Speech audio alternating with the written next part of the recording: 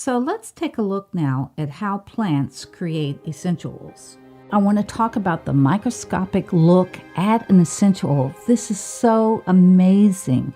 In the images that I'm going to show you is the different structures in a plant that is responsible for producing the essential oil. We're going to be looking at these microscopic images of the different structures in a plant that are responsible for producing the essential oil.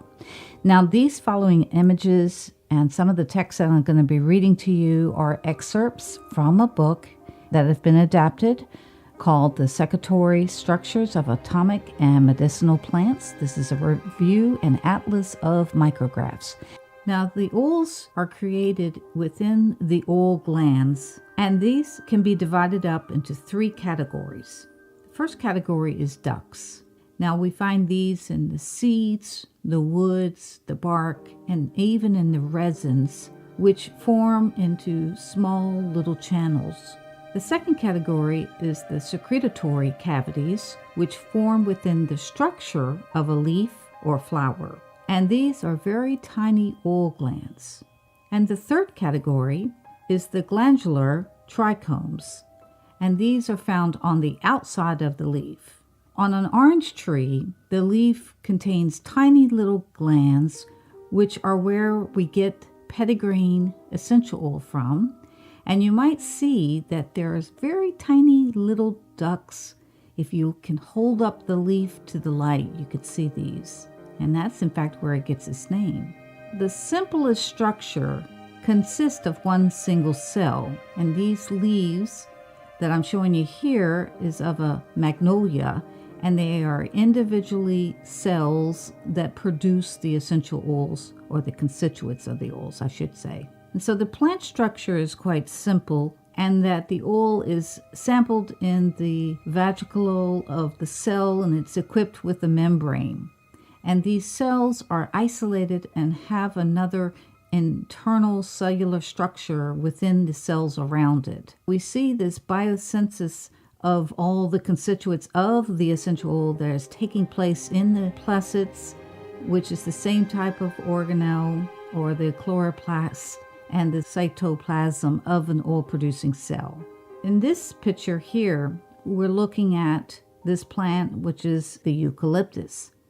And you can see here it possesses a cavity that's surrounded by a large number of oil-producing cells within the plant structure. These are so-called excretory cavities and are in a place where the plant produces the essential oil that is being stored. One thing that you probably are quite familiar with, if you've ever picked up an orange and squeezed it with your nail, sometimes that juice will come out, and that's in fact the essential oil. Even in citrus fruits like an orange, they have cavities lying on the epidermis of the peel. And this also explains why when we're peeling that orange skin off or that rind off, we can smell that citrus essential oil coming off from it. In this picture, we're looking at the cross-section of a young leaf of the rosemary plant. We're looking at the structure of the oil glands on top of the plant. So in this structure, this explains why when you're touching a leaf of one of these, such as rosemary,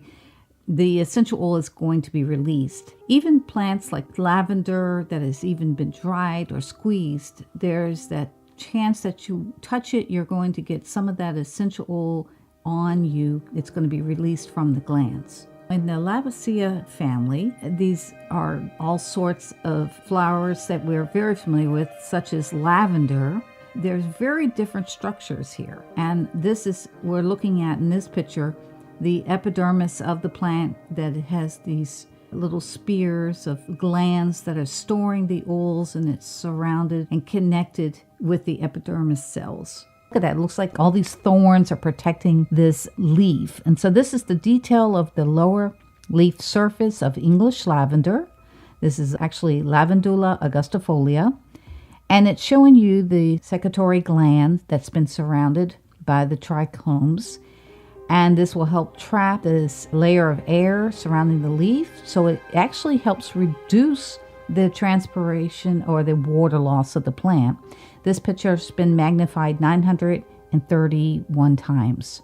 Now, in this diagram, we see a glandular trichome, which is actually a hair on the plant that contains an oil duct on the end of the hair. And if you can see where the hair is, it's labeled S in this diagram, and the oil duct is on top of that, which is labeled O. Secretory cells labeled H are where the oil is produced by the plant and secretes into the secretory cavity. Now, in this diagram here, we do see a side view of the breakdown, and right here, we're looking at where it says stalk cell. This is, in fact, where the oil is produced, and then it moves up into the subcultural oil storage cavity. We find that stems and flowers of these flowering plants are also littered with all of these types of glands. In this next picture we're looking at, this is a cross-section of a pine needle of a carnivore. And so this has quite a bit more complex structure with the secretory ducts. So this, you can see the channel-like structure that's throughout this in all carnivores. And this duct is making a connection from the root of the tree all the way up to the leaf, the flower, and the fruit. In this image, we're looking at the magnification of ducts in wormwood. Now, if you can see here, there is actually one side, the left side, you're seeing an old development of a small lumen, and then on the other side, we're looking at the right side here, and we can just see that it has yet been reached the full stage of a lumen.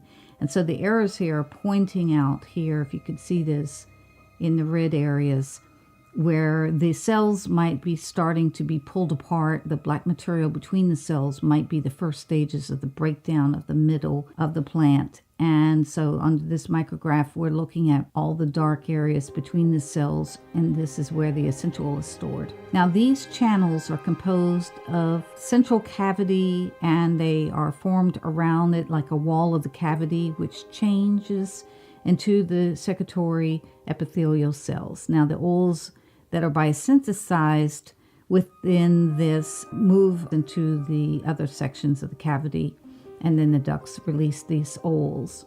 So plant cells don't create essential oils per se. They actually produce and create essential oil constituents. And it's a collection of all of these together that forms the essential oil. And so each oil gland contains 8 secretory gland cells.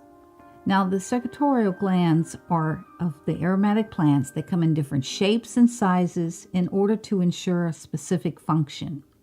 Now, this function consists mainly in the protection of the different organs of the plant and, of course, in the attraction of pollination.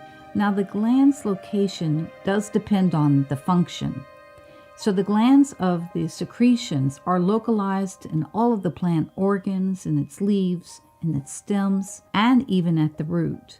And so the location of these structures depends on the organ in which they are located and the function and nature of the substances stored, and they are secreted by these glands. This is a single pollen grain of chamomile, and it is magnified 9,313 times of the actual size.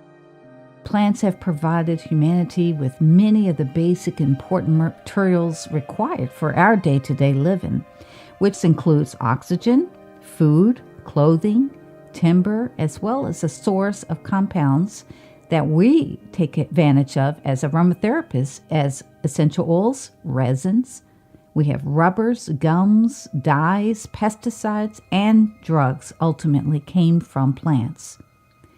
Now, plants might be considered biochemical factories, if you will, because they have evolved over the millions of years. So when we're looking up close and we're seeing the various type of secretory structures, this is also influenced and controlled by the genetic and the ecological factors, and significantly by the mode of extraction from the plant. This type of secretory structure is important, and it differentiates it by its characteristics of the plant family. So in other words, they're not all going to look the same. When we look at the microscopic investigation of a plant structure, it's important for us to look at the complex biological research process. And this is going to include the plant growth and the development, the genetics, and its breeding. So let's look now at clary sage, which is a glandular trichome with its short hair and the duct of the oil on top. This particular photo is magnified 752 times of its actual size. Isn't that amazing? So plant chemicals are classified as primary and secondary metabolites. The primary metabolites are biochemicals that are essential for the plant growth and survival. We are going to be paying more attention to the essentials, of course, which are complex, volatile mixtures of certain secondary plant metabolites. There's a wide range of species. You have your annual plants, your biannual plants, your perennial herbaceous plants. You've got your evergreen. I mean, there's just so many varieties in trees. These are all producing essential oil. The ecological and the evolutionary role of this has changed over time. But what they have associated with this is the defense mechanisms against animals, against other plants that may come in their domain, or you even have harmful insects. And so they have to build a resistance to these different attacks. Oh, and also they have to attract insects and animals for pollination. As you read over your lesson, you're going to get a lot more information about this. A common feature in the living cells is the secretion that's involved, the discharge of these substances to the exterior. They have these intercellular cavities. This is a little different. We see these might contain some salts, some latex, some waxes, and so on. But they also might contain essentials. And in this picture, I want to show you something really amazing looking. Because when you look at this, you go, wow, what is that? It looks almost like a loofah plant or something. Well, this, in fact, is clove bud. And this picture has been magnified. Looking at this, we're showing the endogenous oil glands have been magnified 607 times of its actual size. Isn't that something? It tells you something about clove bud, doesn't it? Now, the secretory cells is really the simplest structure in a single secretion containing a cell. And this next picture I want to show you is something that you would see that development of the cell type, okay? And so plant tissues such as rhizome plants or maybe ginger or some nutmeg, one of these might develop this way. This, in fact, is ginger. And this particular photograph has been magnified 2,149 times of its actual size.